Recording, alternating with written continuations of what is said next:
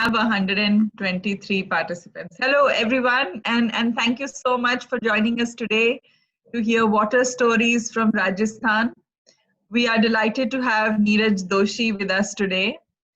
Neeraj Doshi is a 17th generation Registani, a desert inhabitant. Neeraj has a decade and a half's experience of working in the sustainability and entrepreneurship space. In year 2013, he merged his love for storytelling and passion for water and Rajasthan to create unique storytelling water walks at Jaigarh Fort, Nahargarh Fort, and Amir Palace in Jaipur. Through these experiential and entertaining walks, Neeraj shares the water wisdom of Rajasthani people and tells the story of a beautiful culture which sprung out of a desert. He runs a small water management firm called Research, Advocacy and Innovation in Water, RAIN, that's the acronym, to provide visionary solutions to water scarcity challenges in both urban and industrial settings. And to add to the above a little introduction, Neeraj also holds two master degrees, one in international relations from the Fletcher School of Law and Diplomacy at Tufts University, and the other in business management from Devi Ahilya University in Indore. Today, as I said, he will be talking about water wisdom and other water stories of Rajasthan. Over to you, Neeraj. Thanks, Loveleen, and hi everyone. I can't see anybody, but I'm sure everybody is out there. Thank you for this thing, and I hope everybody can see the presentation. Okay. Yeah, yes, we can. Awesome. So, water wisdom and other water stories of Rajasthan, as Loveleen already shared, that I'm a 17th generation Registani. So, when I moved back from US back to my roots in Rajasthan, the whole idea was to work in water space, and I would go everywhere to small villages to where my relatives stay, and I would find unique water stories which were not related to the binary that the modern people understand, that we will die without water. Water is a liquid that we need to survive. They were bereft of all this in connotations. It was mostly lively stories of life around water, that how everything in Rajasthan, if you look deep enough, is about water. So let me start the presentation. Water civilization. The image in front of you is of a desert. It does not say anything about water. And yet I call this place, Rajasthan, as a water civilization. Why? And that's the whole thing we will know today. Desert full of water people. Now, if I should tell this to you, that the image before and image after are not that far apart. They are in the same place in Rajasthan. So what we are seeing right now is a lake, and around which you will see a lot of buildings that is there. This is the famous Garhsisar Lake of Jaisalmer. Now Jaisalmer is the driest part of Rajasthan, and the climate is really harsh. The temperatures climb up to 120 degrees Fahrenheit, to understand in Fahrenheit, or 45, 48 degrees centigrades. But yet this lake, which was designed in 1336 AD, almost 700 years before. This lake is 3 miles long and 1 mile wide, and the catchment area is almost 400 square kilometers, has never ever dried in its entire existence. Not only that, it also supported the entire Jaisalmer city, right? And you will notice a lot of buildings around it. These buildings are nothing but schools, right? Resting places, restaurants, medical schools, everything is around it. So you would notice that water is the core of our existence. We may not have it enough, but we have sufficient enough to survive and create a beautiful civilization. Now, again, as I said before, water as a binary or water as all these: lifestyle, textile, art, customs and traditions, food, everything we have is water wisdom in it, right? And I'll share some examples from my own living and also what I have noticed around. Now the picture to the left is of a lake and a temple, right? It's beautiful. And picture to the right is of a modern building with water pipes concealed in the walls or in the shafts. Now, on the left is a celebration of water. On the right is a life as goes is, and we don't really need to see how water works, and we don't need to see. So it is shut behind the walls. It's bereft of life. Again, there is this whole tie and dye technique that has evolved over a period of time, which is about water. Now, you must be knowing that Rajasthan is known for its hand block printing across the world. So tie and dye is also one of those techniques. Lehriya literally means wave-like, like wave. So what it is suggesting is we may not have flowing water in our place, right? But by our imagination and by the things that we have, we can create an illusion, an abundance of it in our living. So what does Lehriya means? Lehriya is basically worn by women and men in their headgear.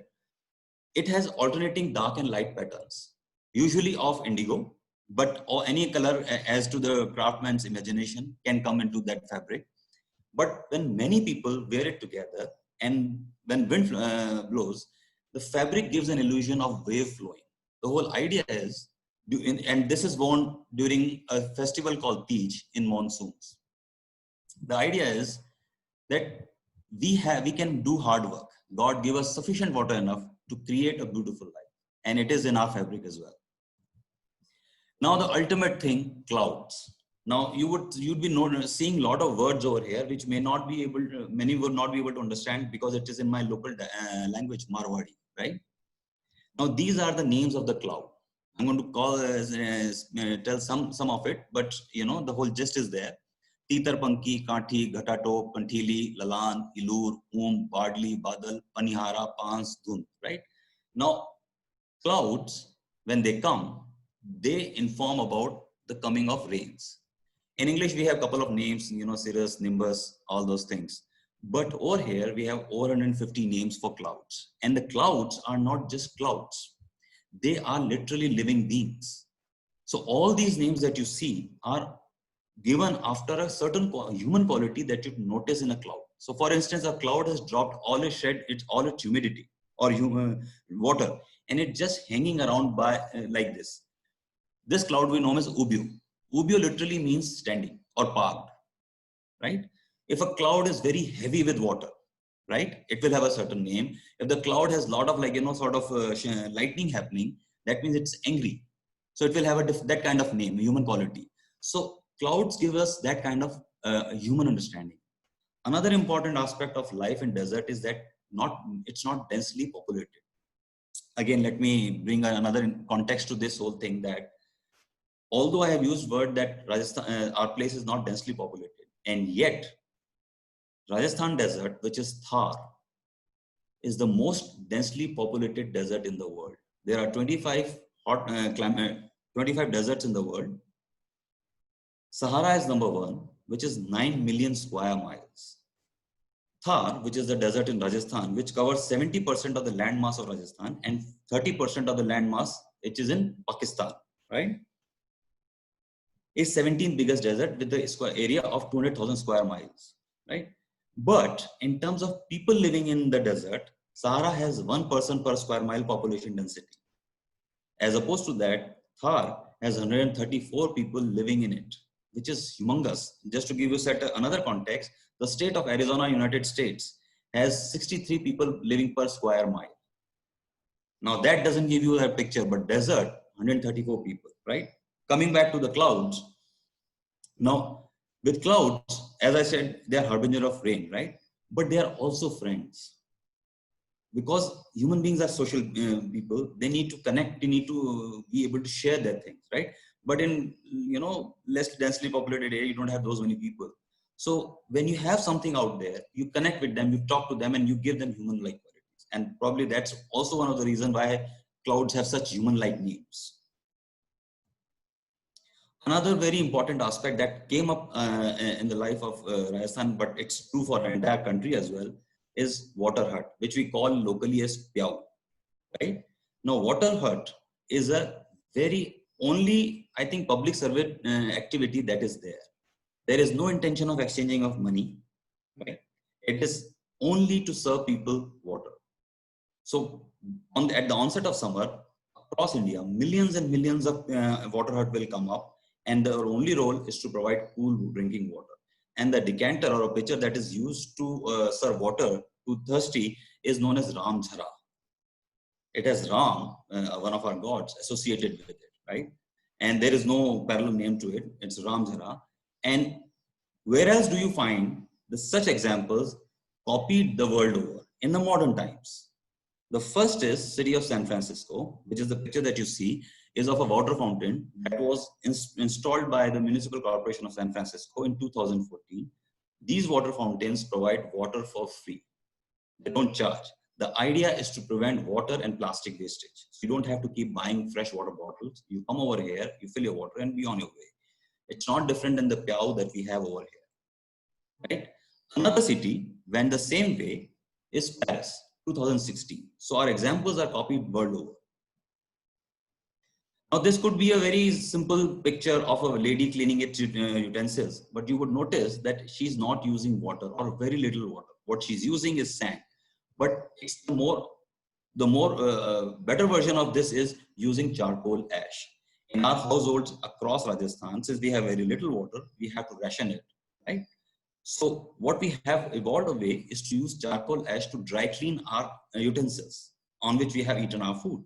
Now, where does this charcoal ash come from and why charcoal ash? And there is a tremendous amount of scientific understanding that has gone into it. Charcoal ash is made of carbon. It's carbon. And carbon has a highest porosity, right? So when you smear charcoal ash on a plate, right, and it will absorb all the stickiness, oil or butter that you have on the plate, and then you can wipe it clean using a cloth. Whereas do you find the same quality of charcoal ash or carbon used in modern times? It is in your toothpaste, where you have carbon toothpaste, and also in your face wash, which is the whole idea is that it's porosity, the higher amount of capability of porosity, it will absorb all the impurities from your tooth or from your face. So people who have followed this tradition may not understand the scientificness, but it's rooted in science. Now coming to the stories of Rajasthan, and you know, this presentation will not ever be able to justify the stories that we have for water. For one thing, everything and anything that we do in Rajasthan is around water. So if there is a death in my family, if there is a birth in my family, if there is a marriage or any other happy or sad occasion, eventually it will result in a water body. Right? Rajasthan has 3,000 water bodies, all man-made. All man-made. So if you find step wells, lakes, ponds, wells, all are man-made. And in fact, we give the name of our towns based on our water. So if you notice, if you're traveling through Rajasthan, I'm pretty sure you will, once we go past this pandemic, right? You would notice any town or city or a village, the name ending with Sar, S-A-R. Sar means Sarovar, which translates into English as lake, right? That place takes its name from the water body that it has in it. So Alsi Sar, Megra Sar, Padam Sar, Gulab Sar, Lunkaran Sar, everything is about water. And the ultimate water body that we have with the name ending with Sar is Amritsar, which is a city in Punjab. So coming to the stories, let's start with the first, the beginning. How did Rajasthan came about, right? And this story goes back in time to one of our most important epic, Mahabharata, in which the hero was Lord Krishna, right? So the Krishna, after the end of war, which is the 18-day long war, which happened a couple of thousands years back, he was riding back in his chariot back to his hometown in western part of India. His chariot passed through a desert, which is today's Rajasthan, right? And in Rajasthan, there is a place called Jaisalmer city we talked about. And in Jaisalmer, there is a hill called Tirkut, on which the current palace or fort of Jaisalmer is situated. His chariot passed through that, and for what not reason, Krishna looked towards his right, and he saw a man sitting on top of the hill, deep in meditation. And he immediately wondered, who would be sitting over here in this godforsaken place, so hot, sand everywhere, there is no water, no life around it, why would they come over there? So in India, people usually choose these difficult places to meditate, to bring up, to call upon the God to alleviate their challenges or personal problems. That's why we find difficult spots. So Krishna asked the person to stop the chariot. He walks up the hill and walks up to the person and requests him to open his eyes. The sage, the person who's sitting in meditation, opens his eyes upon a call and looks that there is a God present himself. And he becomes happy. And the Lord asks, why are you sitting over here? What is the purpose? The sage says, what is the purpose for a person who has left materialistic life? It is for the benefit of the mankind. Well, what is the benefit that you seek over here? And I will offer you a boon. The sage says, if you want to offer a boon, offer for this place. And Krishna looks around and says, but nobody is here. How would this place benefit from any boon? The sage says, this is what I want, and this is why I've been meditating for. If you want to offer a boon, please do. Otherwise, you can be on your way, and I can go back to my meditation. Well, he has already offered a boon. He cannot renew upon it. So he has to say what we say over here, Tatastu, so be it. And since then, I'm sorry, I blundered over here. What was the boon? The boon was, sage wanted to ask, this place should always have water. Right? And you can understand the confusion that Krishna had. Why would anybody want water over here? There's nobody. Anyways, he had to offer the boon. He had to do it. And so he said, so be it. Since then, the people of Rajasthan has not sit cross-legged that we have been offered a boon and we can be married. No. What boon entails is that if you work hard enough, I will show you the path to water. And that's what we did. So there is a tremendous advancement in indigenous technology in Rajasthan, which if you visit, you should look. There are different types of step wells, jhora, jhalara, this, that, I mean, all local names. But we have created a life which Rajasthan is one of the most visited state in India for tourists. That has something to do with our capacity to develop life. Another beautiful story comes from a village called Bap. Now, in the image, you would notice one canopy and one cenotaph. On towards deep left, you have a cenotaph of a person called Megha, and this is his story. And in front is the canopy of his wife, right?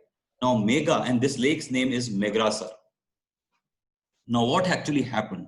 A couple of 100 years back, right? I think I'm talking about 1650. This place where the village Bap is situated was a grazing land, and herders from across for nearby places would bring their cows or goats over here for grazing. Megha was one such herder. He would bring people over here. He would bring his animals over here. For one day, after it was getting dark, he was leaving. He decided that I'll not take this batter, and on a whim, he sort of created a ditch and poured the water in that, and he covered it with the leaves. Now, animals go over here and there, so he was not able to come back for a couple of days. On the third day, when he came back, he rushed to that ditch to see what has happened. And to his surprise, after removing the leaf, he saw that there is still humidity. This made Megha very happy, because he realized in this harsh weather, a hot climate, if there is a humidity, there is a possibility it can hold water. He left everything and he started to dig a lake.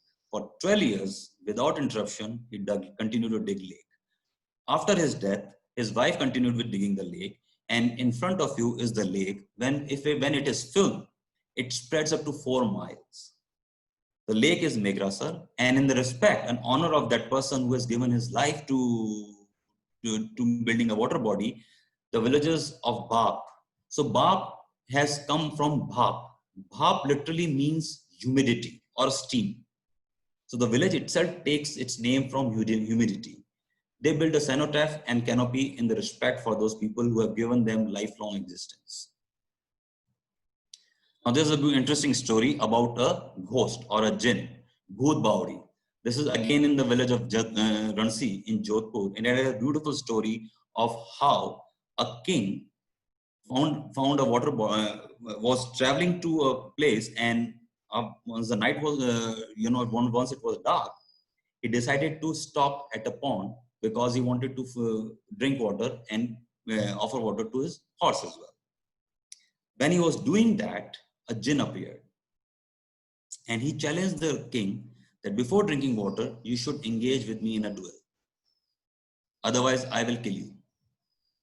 Well, king was Rajput, right? And he said, all right, we can do that. He defeats the jinn or the ghost in the duel.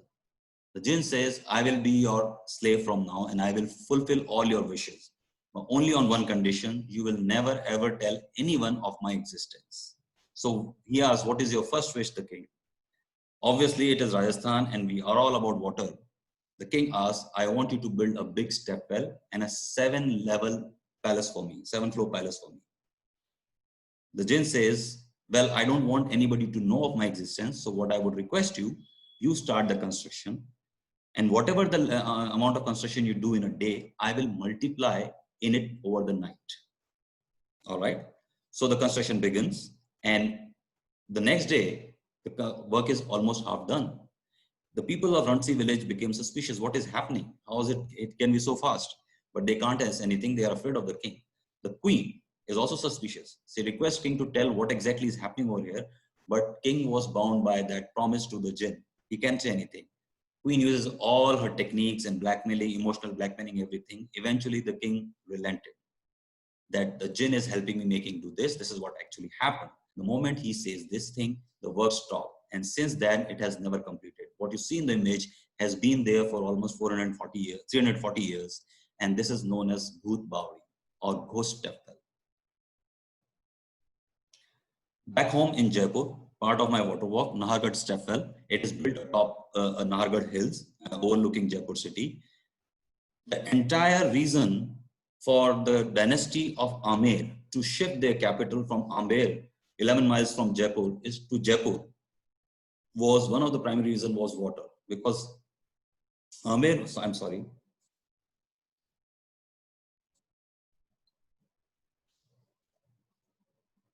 Amer was a landlocked city. It matched its water capacity. And a king was a far-sighted king, and we all know Jai Singh Ji too, who has done brilliant stuff, building a brand new city, building these 2 forts, building science laboratory, observatories, everything.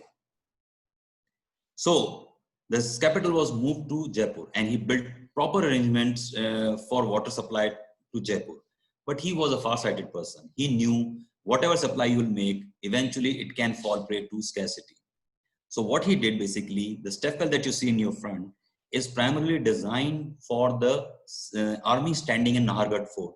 But it is also a backup facility for the people living in Jaipur. There is a path, which is a winding path of less than a kilometer. You can climb up, come to this step well and fetch water back. And that is what we, when you come to Water Walk, you will learn more about it. Rani Ji Ki Bawdi in Bundi, Queen's Step Well. Now it's a beautiful story that how one person, when they are sad, they can transform themselves by doing something like that. This step well was built by Queen Nathavati of Bundi in 1660 AD. Now the story is like that. The king, the queen was not able to, Bundi was ruled by Rao Anirudh Singh then, and the queen was not able to sire a heir to the kingdom. The king married again. King married to another queen, Nathavati ji, and she gave him a son. To her unfortunate liking, the son was given to the primary queen, and she was kept away from the son. She became very sad at this estrangement, but she did not remain sad and depressed. She dedicated her to the humanitarian works, and from it came this beautifully ornated and carved step well, which is 200 feet deep, 7 floors down, and it is a sight to behold if you ever travel to Bundi. I'm going to show you a clip now of the same well in 1935, how people were still using it. We were still using these water bodies for fetching our water for regular day-to-day need. They are more a heritage for us right now. You would notice a film and you would notice a lot of women carrying pitcher on their head and walking up and down the step well.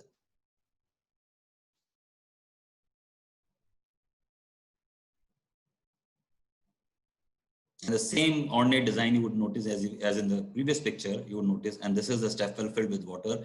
It is still filled with water. But since with modern plumbing has come to our place, we have pipes and coming to our houses. We do not no longer use these water bodies for our day-to-day purposes. But 100, almost 80 years now, this step well is standing tall, beautiful as it is.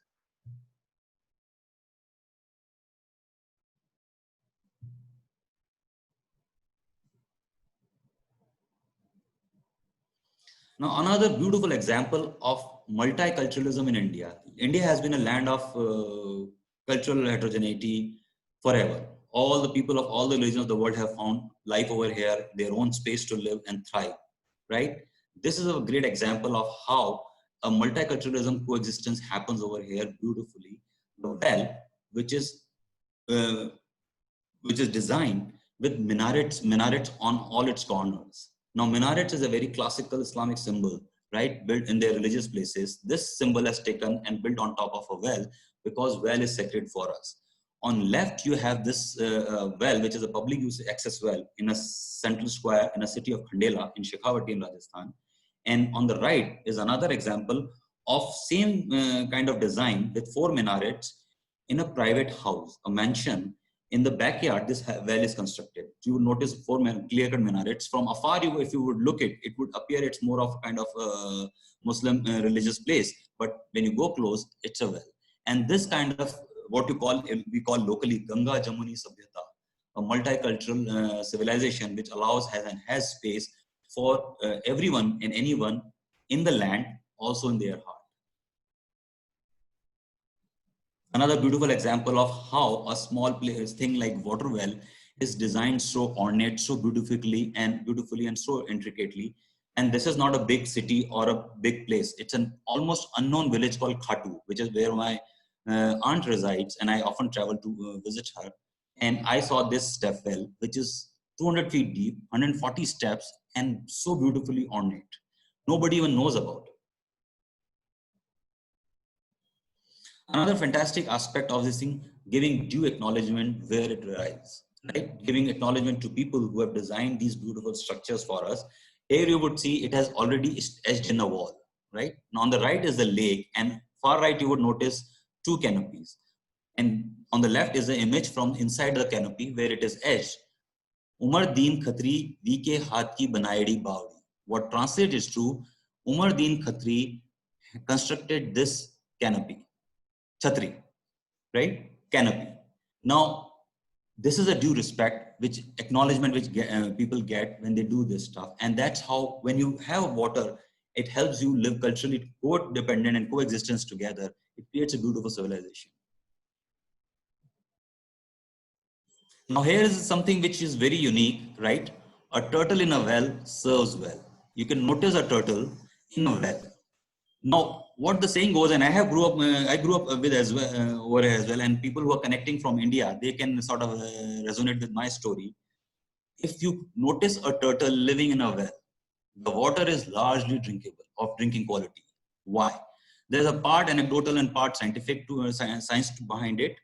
A turtle feeds on dead and decayed live stuff in any place, right? So whatever, and because of its life as is, a turtle living in water will always continue to eat all the decayed organic matter, right? And it will, in the process, it will continue to clean the water space. This well is from Jaipur, and it's a very active well. People use it, as you will notice. Have you noticed these rose petals inside the well? They use it as a religious site too.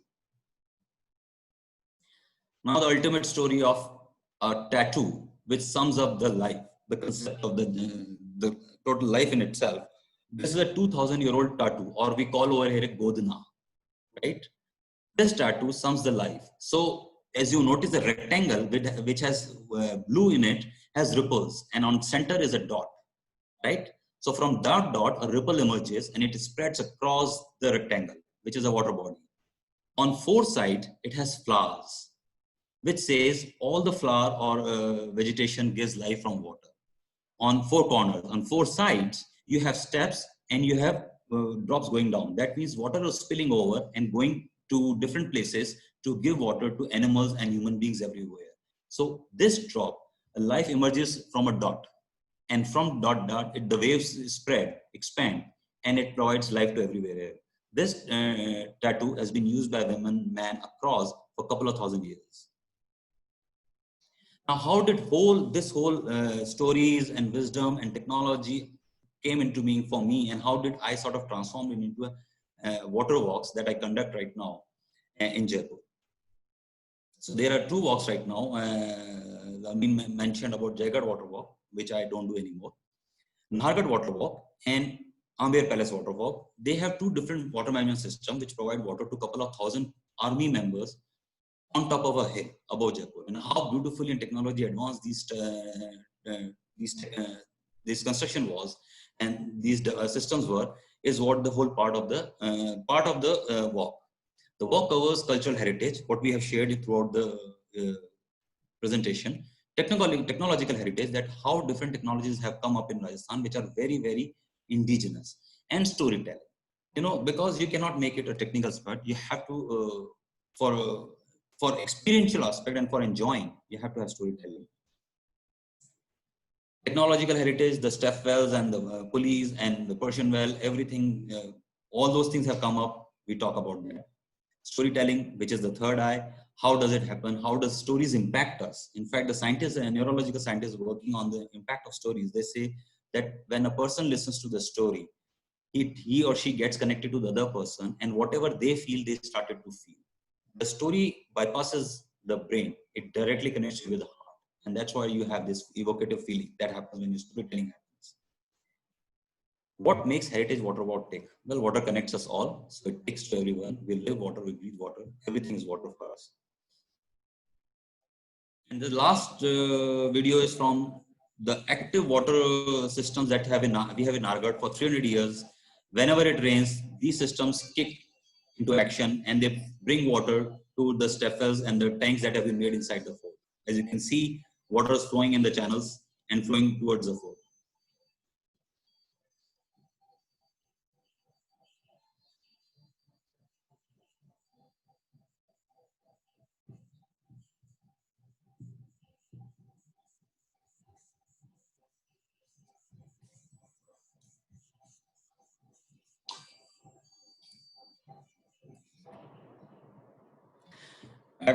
I've gotten tremendous reception since I started doing these walks commercially since 2017. Many people have come and I've taken a lot of groups, college groups, students group, everybody. And it has made my life enriched as well. There are a few developments in pipeline. I'm working on 2 more walks. One is at Ramgarh Lake, which is also a historical lake built outside of Jaipur at the turn of the century. And it has a beautiful story behind it. I'm developing this walk. And another walk coming up at Chand Step Well, which is the deepest step well in the world. You can connect Chand Step Well with the Batman series trilogy movies, where one of the scenes was filmed at this step well. It has an entire palace built inside it. Now, how do we do COVID response and preparation? I'm pretty sure you must be bored out of death with listening about COVID response, but I will only add relevant to my walk. We can have social distancing very easily. There's a lot of space. So we have no problem maintaining social distancing. We do not need to touch each other. Again, we carry hand sanitizers. We make it mandatory for everybody to wear masks. Our expert guides wear masks. And we also carry hand sanitizers. You can pay us online, so there is no need for us to touch each other and create any kind of challenge. Thank you so much for listening to me. I hope you had a wonderful time and looking forward to taking you guys for a walk. Thank you so much, Neeraj. That was really insightful. Although in between we had a little bit of, I think, some audio disturbance. Perhaps at some end. So we are now open for, I don't think it was huge. We are open for Q&A now.